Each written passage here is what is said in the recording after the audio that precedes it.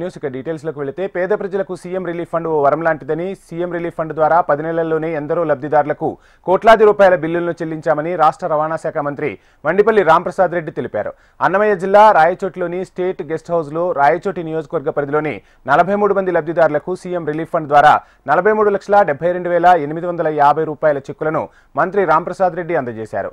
కూటమి సర్కారు ఏర్పడిన 10 నెలల కాలంలోనే పేదవారికి ఆరోగ్యశ్రీ కార్డు ఉన్నవారికి కోట్లాది రూపాయలు ఖర్చు చేస్తున్నప్పటికీ ఆరోగ్యశ్రీ కింద వర్తించని జబ్బులను కార్పొరేట్ హాస్పిటల్ చికిత్స చేయించుకోవడానికి ముఖ్యమంత్రి సహాయ నిధి సహకరిస్తోందని మంత్రి తెలిపారు.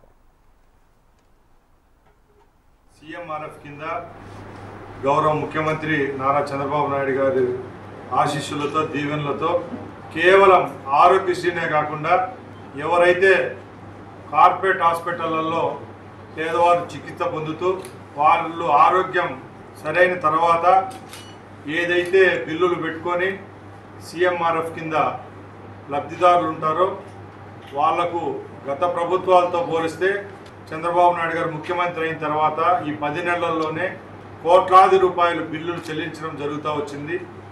దానిలో భాగంగానే ఈరోజు రాయచోటి నియోజకవర్గంలో 43 మంది బెనిఫిషరీస్ అంటే పేషెంట్లకు సుమారు 43,72,853 రూపాయలు శాంక్షన్ చేయడం జరిగింది.